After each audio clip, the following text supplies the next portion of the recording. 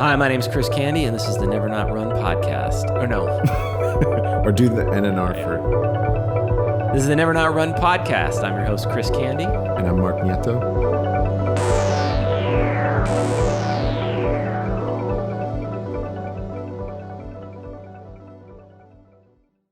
Oh my gosh.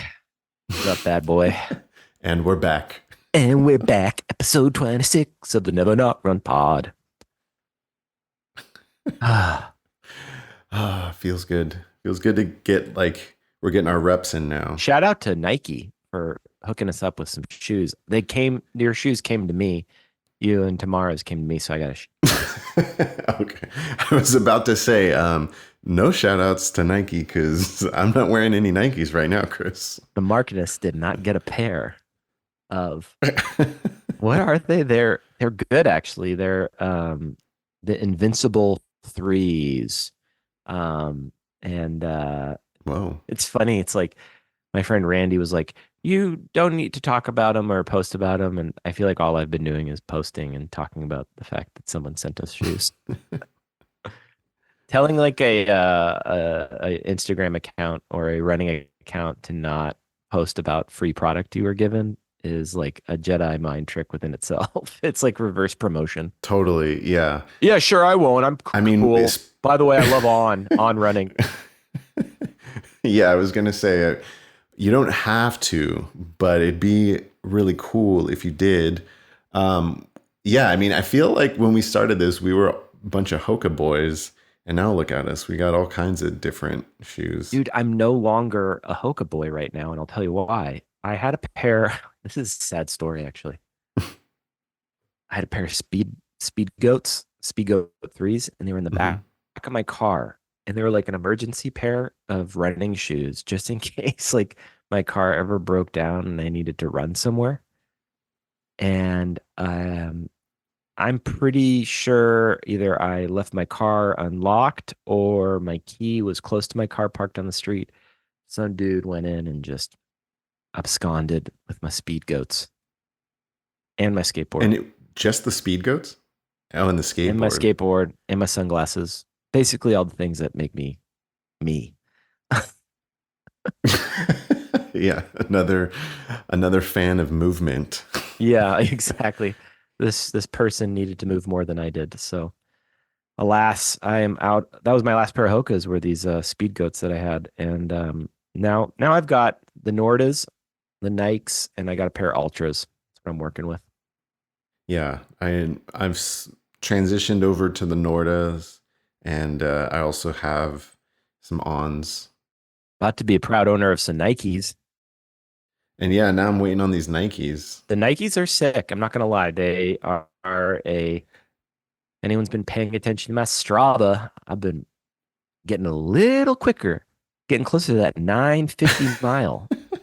Mofos. I also got some Fayways. What the hell are those? About those? No, I don't know about those. They're like they're very cheap, like Bruce Lee shoes. Oh yeah. Do you know the kind I'm talking about? They're canvas and they're almost like Chuck Taylors. Yeah, I do. They're $30. Yeah. And yeah, I mean, I basically wear like $30 shoes every day and then like $200 Nordas. Yeah. Oh man, running. Yeah, it's been fun to be doing the pod again. I had a good time listening back. I like listening to our pods. You know, I don't really listen to other well, maybe I listen to more podcasts now, but I really listen to all my podcasts because I love hearing my voice. What can people expect from today's show? Maybe that's a good way of segueing into the fact that we're back and we have a pretty cool show today.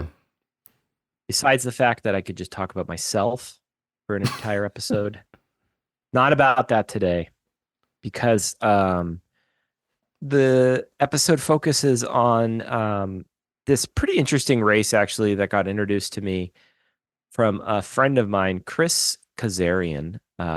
He is Instagram handle Mo Chisels, best handlebar mustache in town. Chris basically put me in touch with this organization called Heroes in Transition, and specifically this race called Ruck4HIT. In today's episode, we're interviewing the executive director of Heroes in Transition and a multiple time runner of the Ruck4HIT, Nicole Spencer. It was interesting. Like, I don't want to give away too many details, but both Bark and I agreed, like, this is not a typical podcast interview we'd have because we don't really have a ton of friends who are active military. I think we both come across people in the running sphere that are military, but it's like this was interesting to dive into their world and get an insight on, a really important cause and something that motivates them. Yeah, and it was interesting just to hear her perspective on what motivates her. I mean, I think it all boils down to the same. We all have the same motivations when it comes to what we do, and yeah, I mean, just hearing her mantras also kind of struck a chord with me because, yeah, I mean, it's a reminder too that as much as what we do is kind of a selfish act at times, we've tried to, with Never Not Run, make it about community and at times have tried to give back in small ways. And so it's just cool to see, yeah, to have somebody on who's put together this incredible event and, is basically motivated solely by giving back to people. And so, yeah, it was nice. It was Nicole's really inspiring in that way. I think this conversation you and I were just having and kind of thinking back on what Nicole was talking about reminds me of what our friend Whit Weisbrom brought up in his episode in our conversation of what's the point in getting this strong unless we have a good purpose or doing it for someone else. And so this episode highlights that. It's another crazy run. I think that's the one through line in any runner conversation we're going to have on the pod is that there is some insanity going on. And it is all in the name of health and compassion for others and respect for others. But buckle up, stir up a little Morton powder with your favorite mixer. Have you tried the bicarb system yet? No. What is that? Oh man, Morton came out with this new. It's like some kind of gel concoction that has, I think, baking soda in it, and it's supposed to help. Dude, but didn't I tell you, dude, about baking soda? I was like talking about baking soda a year ago because Joe Schifo, the sports medicine doctor that I've worked with, he was talking about when you want to train altitude, but you can't get altitude, you put baking soda into your water and it, for whatever reason, like does something to your blood. So it does something to the oxidization, the VO2 max. I don't know. I'm just throwing out words that sound like oxygen. That's crazy. Also, yeah, before we start the pod, shout out to who was this? What was her full name? First female runner to finish. Oh, Jasmine Paris. Yeah, Jasmine Paris was amazing. So the Barkley, I mean, we could probably do a whole episode just on how much we've nerded out about the Barkley marathons. What was crazy too is how many people hit me up about it. Just Whit was there. Whit went to it? Oh, because Stringbean ran it. Yeah, did you see he sent a photo in the group chat. There's a photo and he's got the video, but I didn't ask him if we could post it on our account because that would be lame. We weren't there. Oh my God. Yeah, no, no, I got to check I haven't checked the Instagram in a while, but man, yeah, that was incredible to watch. Or I shouldn't say watch because I saw the footage after, but if people don't know, the Barkleys are it's this insane race in the hills of Tennessee. You do 5 20-mile loops. The only way to prove there's no course markings. There's just there's a map that you have to take notes down at the checkpoint, and then you're just kind of let go into the woods off trail, and you have to find these books and rip out a page that correspond to your bib number so that they know that you actually ran the Hit course. the marks. You have Yeah. to you have to do this 5 times in 60 hours. It's incredibly hard. It's been around since 85 or 86, and I think only 17 different people have finished it. And this year was the first time that a woman finished, Jasmine Paris. This was her third time running it. And yeah, I mean, it was just incredible. And the other crazy part about this is that there's no media coverage. So the only way to kind of follow it live is through this one guy's Twitter page. His name's Yeah. Keith Dunn. And so literally the whole day, people are just refreshing Keith Dunn's Twitter page. And I was tracking it to the 60-hour mark to see if Jasmine was going to do it. And the hour mark passed, and it apparently there's no service there in the park, and it felt like the internet was just holding its breath. And then like 30 seconds went by, and then Keith Dunn's tweet that said Jasmine Paris finished in a time of 59 hours 58 minutes and like 30 seconds. She finished it with like 90 seconds to spare. It was incredible. See, I what think can the we say? single track said it's the greatest um it's the greatest ultra running performance of all time. And it shares a commonality in today's episode because it's insane. Be it a 5 mile psycho loop by a bearded man wearing a flannel, or running in extreme weathers across Cape Cod wearing a 20-pound rucksack. Yes. This is the running world we're in right now, and it's only getting wilder and wilder. Um, Also, real quick, big shout out to our Mecca for Peace challenge. We raised like $500. I think was it over $500 Yeah. for Mecca, which was great, and it is very much needed. So thank you to all the runners who ran that race. Yeah. Thank you to everybody that participated, that posted about it, and that donated. But let's get into it. No running goo aside, we've got Nicole Spencer with episode 26 of the Never Not Run pod right now.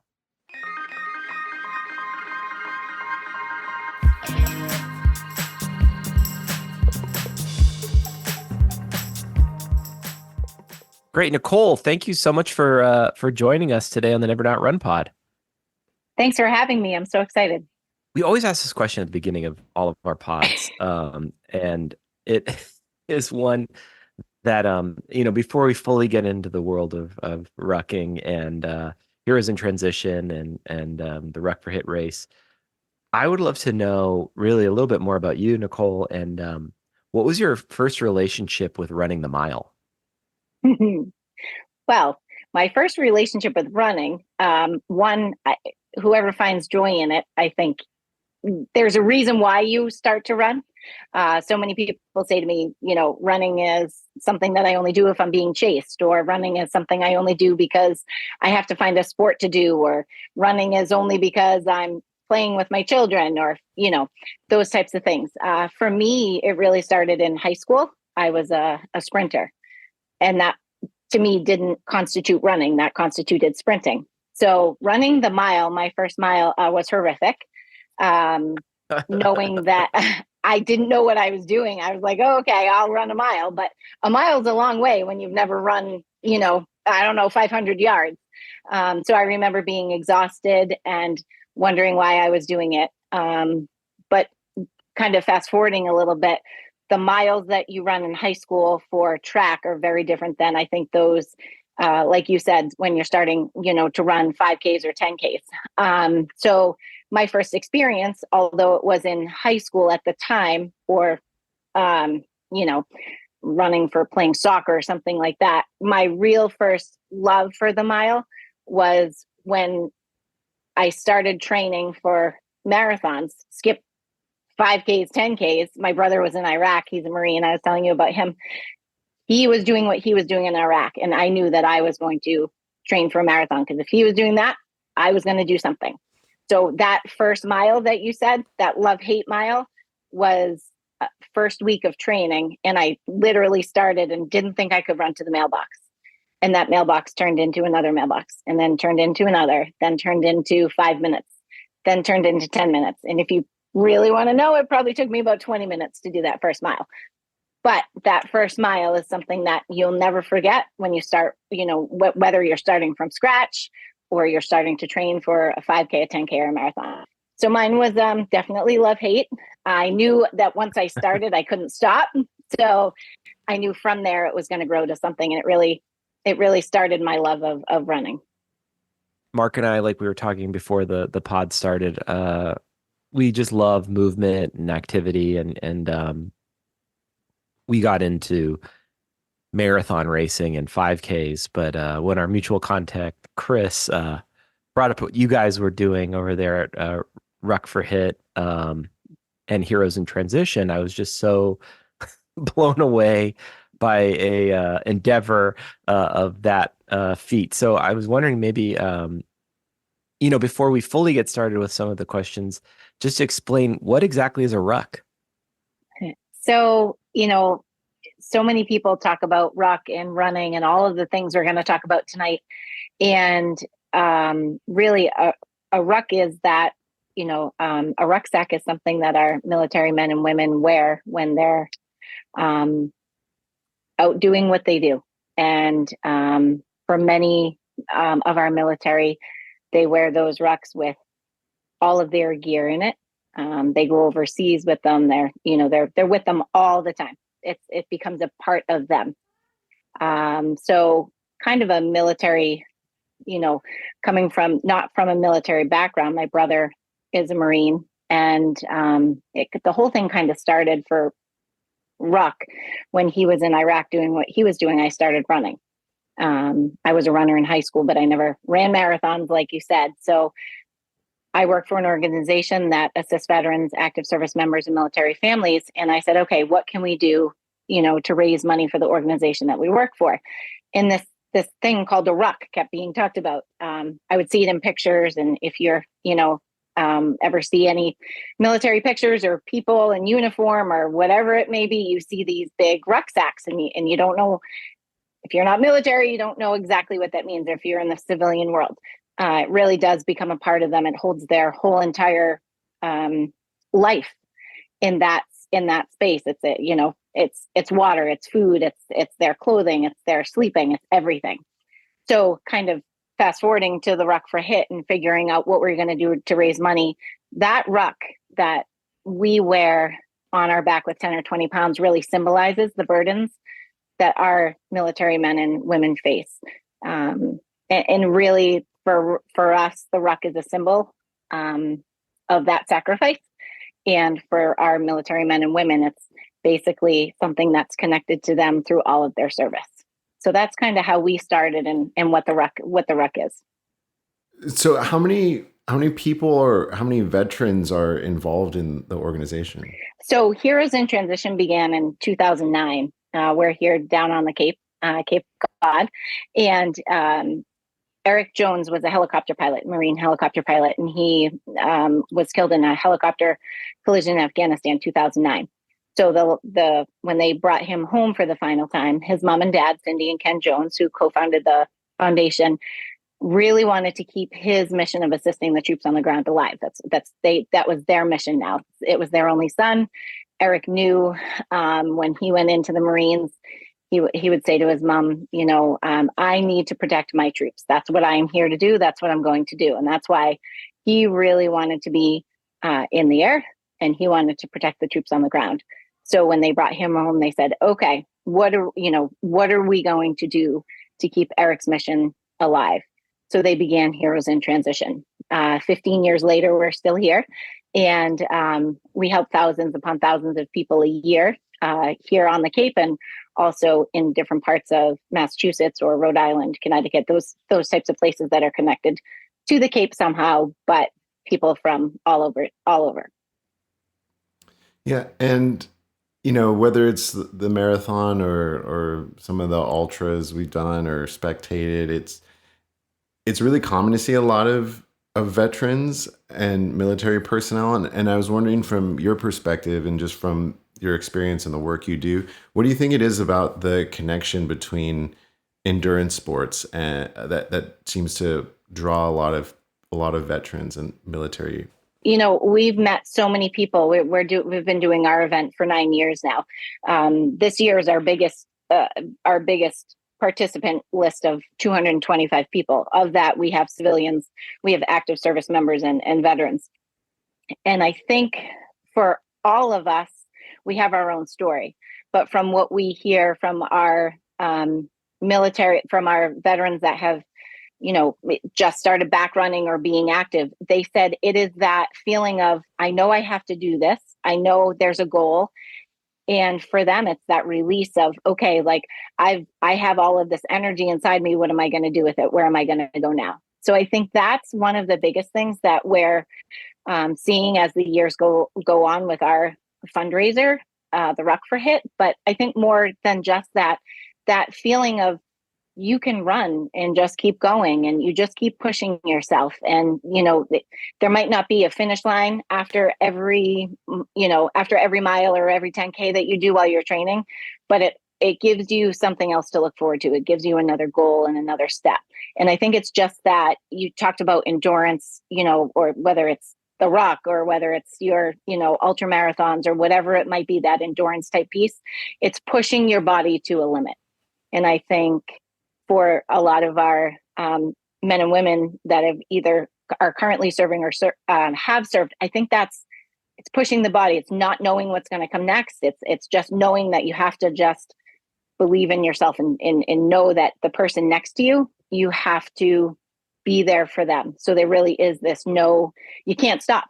Our men and women, wherever they may be doing whatever they're doing, they can't stop because it's going to affect someone else. So little different, but very similar. It's that feeling of, okay, well, I can't stop doing what I'm doing because this is what I committed to. Yeah, absolutely.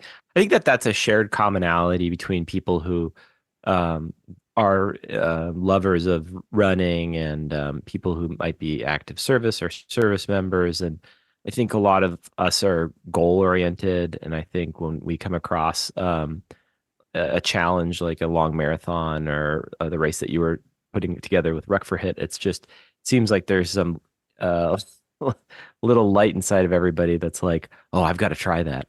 I mean, that just like kind of, even as we're talking about it, leading into my next question, I'm just so curious and asking myself, oh, could I do it? I probably could. Maybe I couldn't. I'd like to find out. Oh, we have room. Just let me know when you want to start. Yeah, don't hold us to it. Mark, you got a bachelor party coming up. But okay, so to the listener, we've touched on what rucking is, but I see Ruck4HIT. I have no idea what it's about.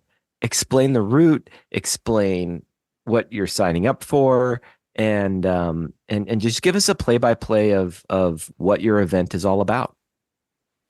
Okay. Kind of different. When you're in the military, you are rucking with 50, 60, 70 pounds on your back, which means you're not really running. You have these rucksacks on and those are your everything. That's your being, that's your safety. It's your, like I said, food, water, all of these things.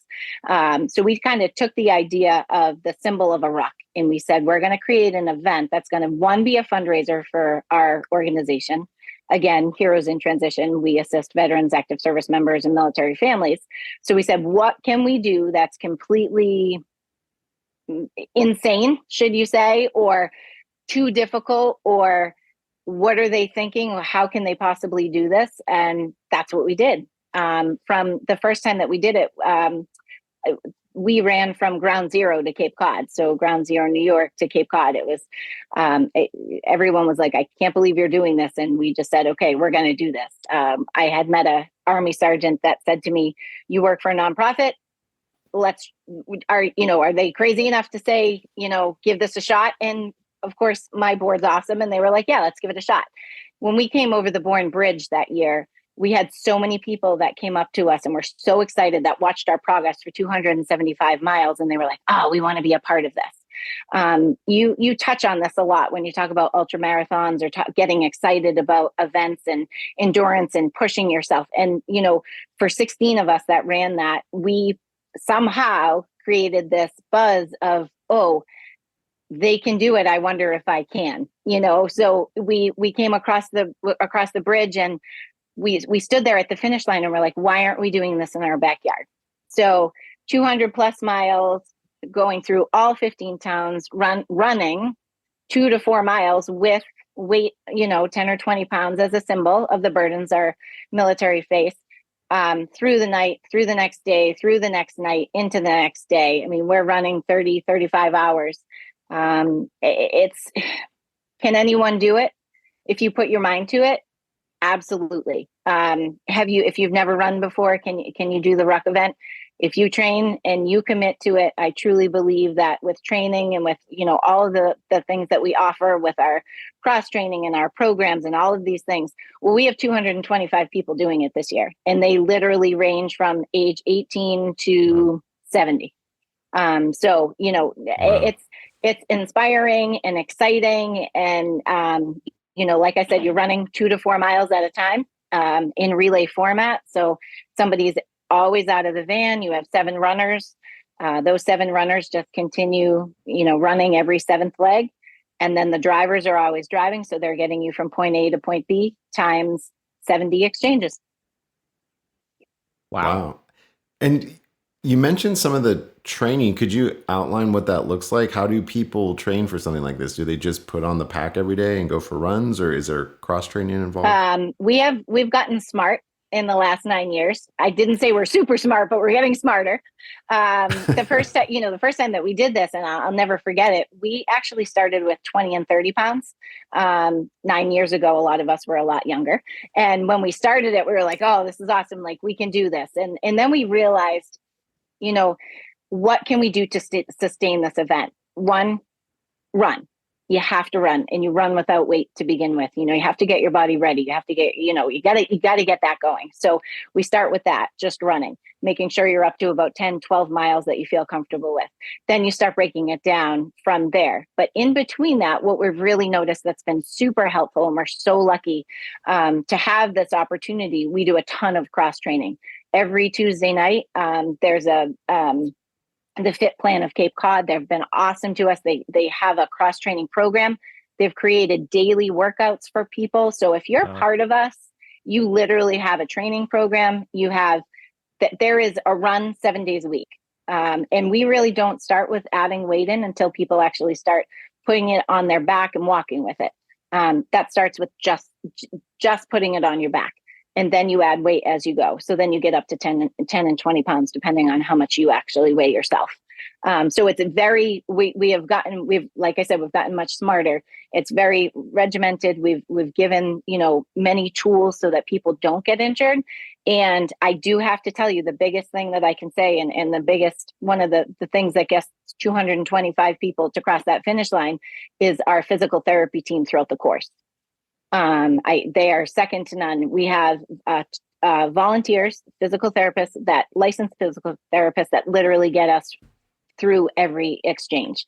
We couldn't do it without them. Between ruck rash and, muscle tightness, and depending on the weather, I mean, you hit everything through 30 hours. And trust me, on Cape Cod, it could be snowing when we start, and it could be 90 degrees. It's crazy. So we have a lot of help and a lot of support throughout the whole year to get this event, not only to take off, but to succeed. And yeah, that was another question I had. Like, why exactly this route? Is it just because of the kind of area you guys are from, or is there some kind of like reasoning for the weather? It seems like you do, like you said, get some really extreme conditions from both ends of the spectrum. So here on Cape Cod, it's Massachusetts. It's there are 15 towns on the Cape.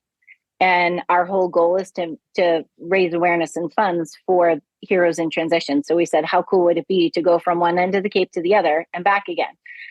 Throughout this conversation, we haven't even talked about the team challenges that we like to put in just to stir the pot a little bit, just to, make it that much more difficult or that much more team oriented. So, like I said, basically every person runs somewhere between like 25 and 30 miles when all said and done.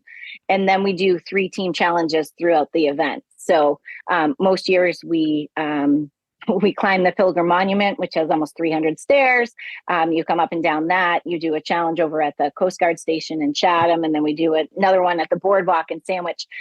Again, I can't stress enough that we cannot thank our men and women of the military, our military families enough. We can't, as a civilian in the world that we live in, we can't even fathom what they go through on any given minute, or what they see, or what they have to do, or how they assimilate back into what we think civilian society is. This is like a 30-hour event where you're uncomfortable. You can't stretch. It might rain on you. Oh, wait, like it might be 80 degrees and, you might be sweaty and you're sitting next to someone. There is no comparison to what we're doing over 30 hours to what our military members face. But what we're trying to do is feel uncomfortable, get that camaraderie, and say thank you.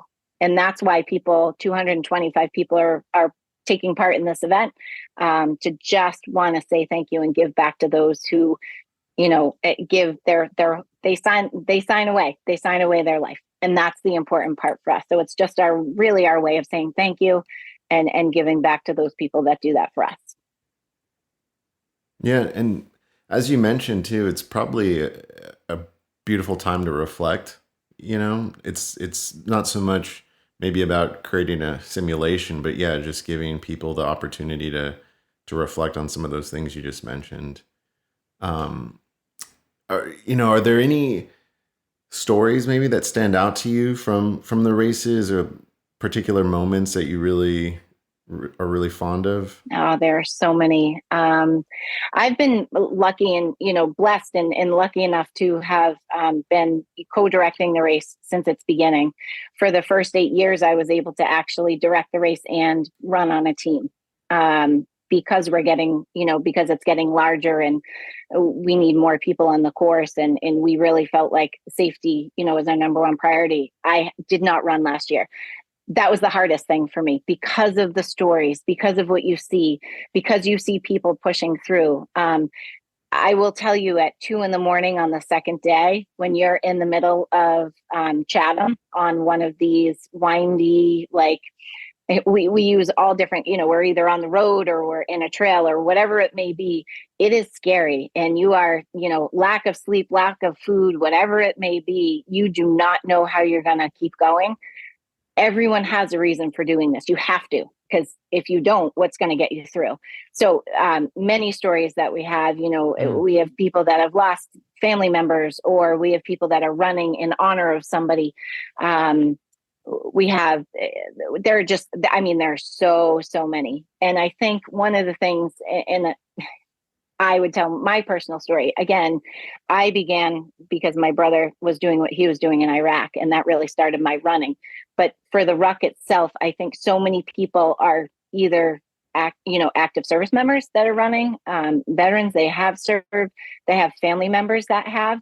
And I think just watching them, the biggest thing to me is watching them start together as a team. And we all walk the first mile together, and then watching them cross the finish line. Because what happens in that span of 30 to 35 hours, depending on how fast your team is, it's like a transformation of people. You're starting at 1:00 in the morning on Friday morning, it's dark. And everyone's like gung ho, and you're like, this is going to be awesome. We're going to make it through. And then reality hits at like 3 or 4 in the afternoon when you're coming down to a province town and you're not halfway yet. And you're like, oh my gosh, what have I got myself into? It's been pouring rain before. We've had it's just, we get every weather. It's April. So you just never know. So to answer your question, the stories are so plentiful. It's the watching. It's, for me, the best stories are watching people transform from the beginning to the middle to the end. And watching these teams come together is something that I have never seen before, because I was never in the military. And that closeness and that camaraderie of feeling that for a civilian, it's like, wow, like if we can do this in 30 hours, I can't even imagine what it feels like to have that, that person sitting next to you in a different country, or those people connecting to you on a base. Like for our civilians, it doesn't make sense. But for those people that do it, I can't even imagine. And just to watch that, I think just to watch everybody from all walks of life be able to do this event those are the stories that really stick out for me. What was the fastest time that someone's run it in? Well, up until last year, we actually had a Coast Guard team last year that came in at like 6:30 in the morning. It was just, they came in about 4 or 5 hours before everybody else. And it really just every year, it just depends. We have teams that get faster and faster. And it's amazing to watch as the years go on to see, because none of us are getting any younger. And a lot of us that participate in this event do it year after year after year. I mean, we have teams that have come back for 9 years. Truly special. So, it depends on the year. It's going to be interesting having 20 teams from where we were last year to see what's going to happen. But realistically, I mean, we start at 1 a.m. on Friday, and some of these teams finish at 6 a.m. on Saturday. So it just kind of depends on who's on your team. And what's awesome about it, and I get so excited about this, you almost get faster as you go, because you're like, oh my gosh, like we've reached this. We've done the second challenge in Chatham. We should be like over halfway. Let's just keep going. And the momentum just pushes and pushes and pushes you. You just hope for no injuries. Yeah.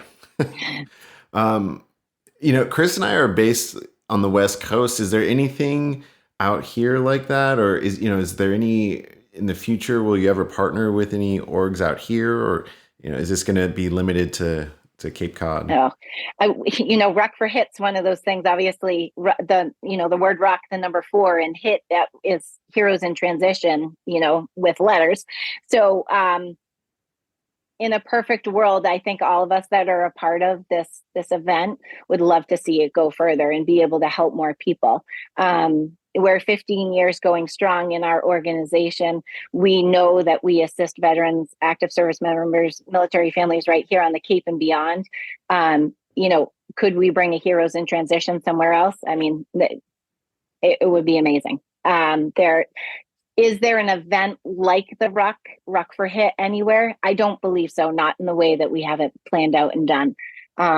There are other events that there are overnight relays and things like that, but add 10 or 20 pounds on your back, add the fact that you have, one team of 7 that continuously go, you have the drivers, you're starting at 1 a.m. They're all the factors that take into play. So I don't know, but I would love to find out.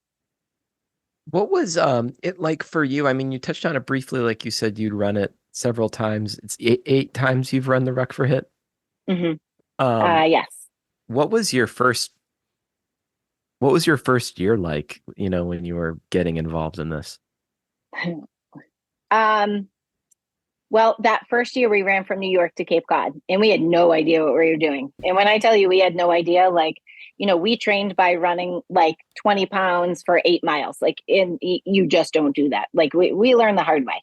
I guess the first time you do anything, it's kind of like, oh, like, we have no idea what we're doing. We're just going to do it. And then the second time you actually are like, I can't believe we're doing this again.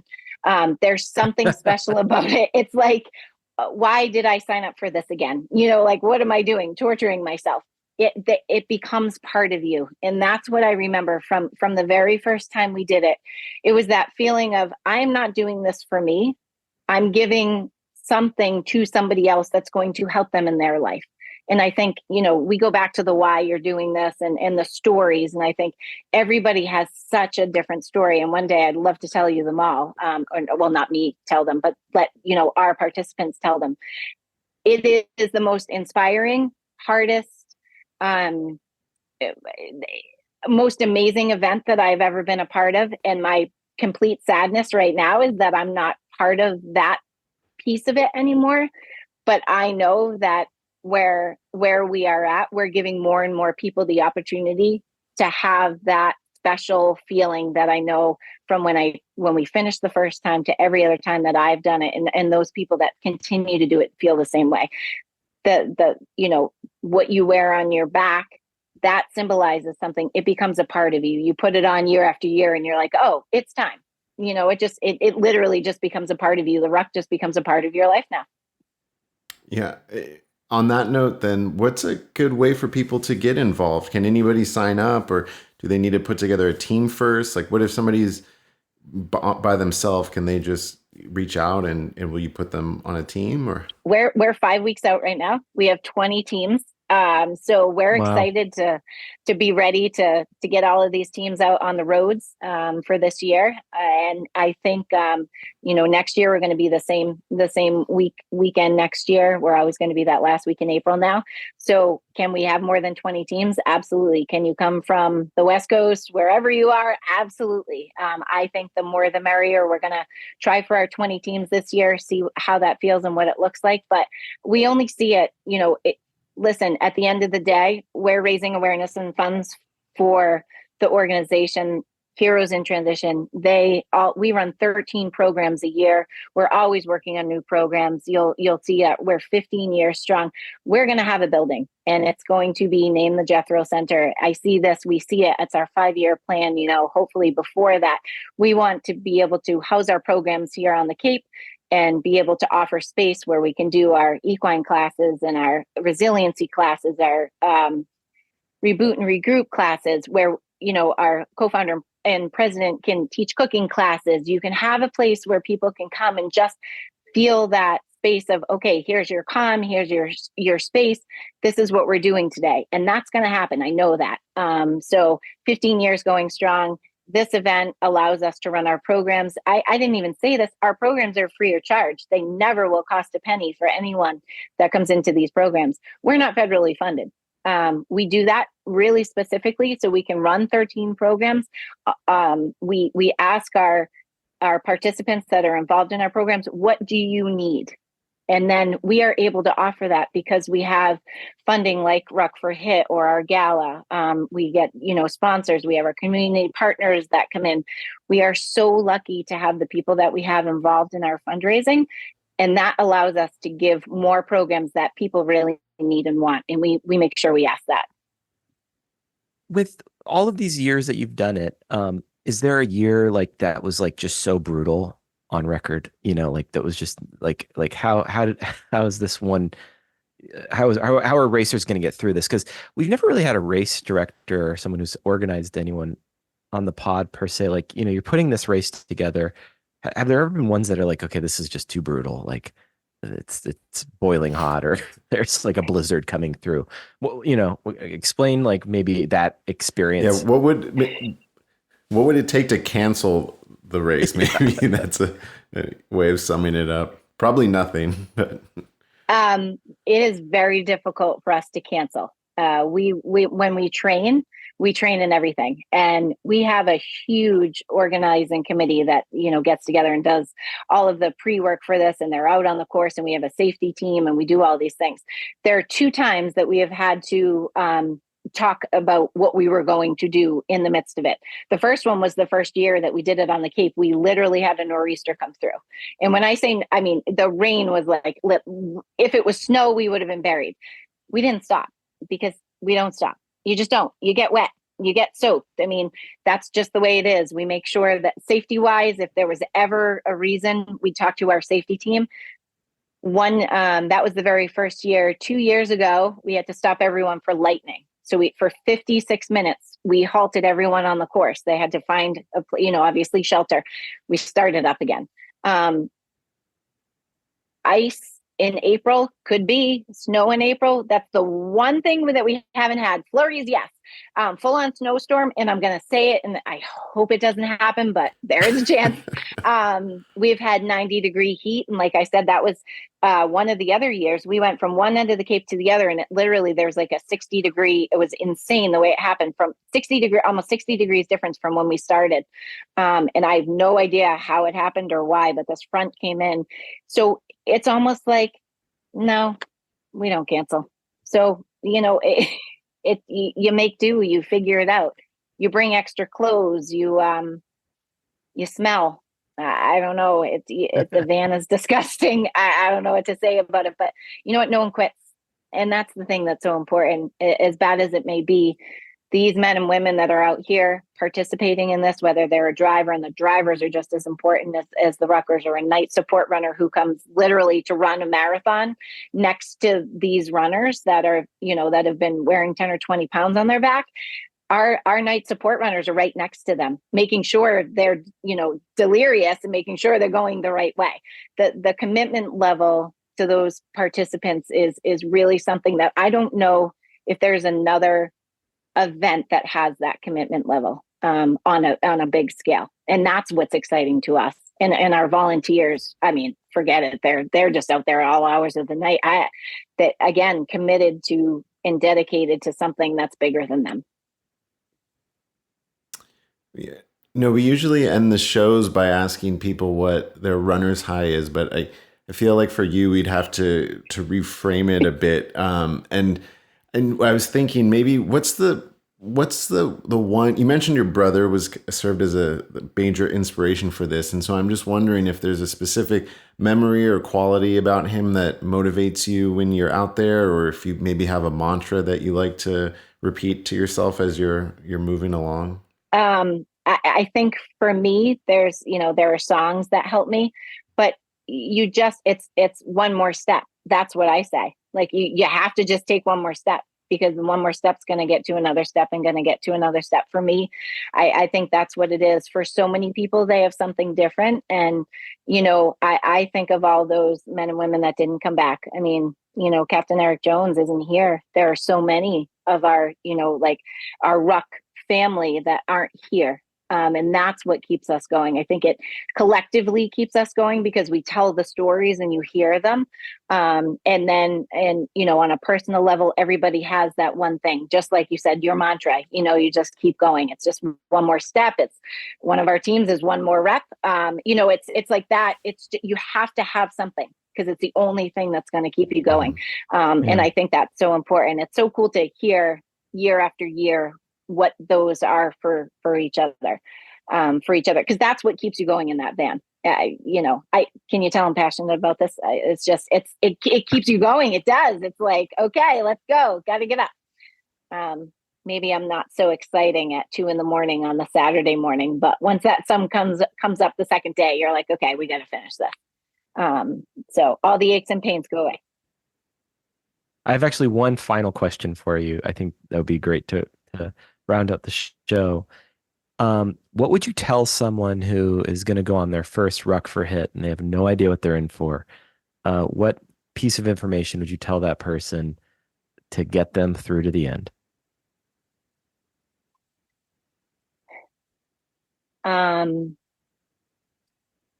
When we talk about this event, we always say that it is the most difficult and inspiring thing that you'll ever do. And when you're in the middle of it, you're going to wonder why you ever signed up for it. And when you cross the finish line the second day, you're going to say, where do we sign up next? It is something that, most people won't do. But those people that do it say, I know why I'm here. I know why I'm doing it. I'm going to push myself to a limit that I didn't think I had. But it's because of the person sitting next to me in the van. It's because of the driver that's bringing me these places. It's because of the people that have helped me donate so we can raise our funds for this organization. So for the first time people, it's going to suck. We don't sugarcoat it, because it's not really easy at all. What it's going to do is motivate you to become a better leader, a better mom, dad, a better sister, a better spouse, a better brother, a better friend, a better coworker, because you have to, for 30 something hours, believe in the people next to you. And what a better way than to not be able to give up than to be next to people that you may or may not know, but know that you have a common goal. And I think that's the most important part for us. Yeah. I imagine that it's almost harder in a way the second time around, because then you have a taste of what it's like. the pain, Second, the pain third, to come. fourth. Yes, Yeah. exactly. No, you're 100% right. You know, seventh, eighth. I mean, like I said, we have people that have done this event for many, many years for us, and we're beyond grateful to everyone, especially you for bringing me on, not having any idea who, you know, what we do or why we do it. The running community is super special. And, you know, people that have never run before, that are just starting. I'm a running coach also. You know, I say, just don't stop. Just don't, because you're going to find it, you know, whether it's participating in something like the Ruck4HIT or your first mile. You know, we brought that up in the beginning. It's a first for everything. And then it becomes a second, and then it becomes a reason. And then that reason keeps you going to bring you to a next. And I think that's so important. You know, you can, running does that. It's that high. You both have run, so you understand it, but bringing it to someone that's never done it before, give yourself a reason to keep going, and you will. No excuses. Yeah. And for people that want to support, where do they go? How can they get more information? We would love that. And thank you for asking. Our website has a donate button on it. heroesintransition.org. We have social media platforms, both for Heroes in Transition and Ruck4HIT. So you can find us, follow us, watch our teams coming up the end of April. Like I said, you'll see a lot of it. We are so excited to be able to bring this to more people than just Cape Cod. We do have teams that participate from all over the country, really. And it's so cool to watch them come here, and then so cool for us to be able to be on a show like today. I'm so excited and honored just to have the time. So thank you so much for allowing us to tell everybody what we do. Nicole, yeah, thank you so much Thank you, Nicole, for being on the show, and have a safe and fun race at the end of April. Thank you.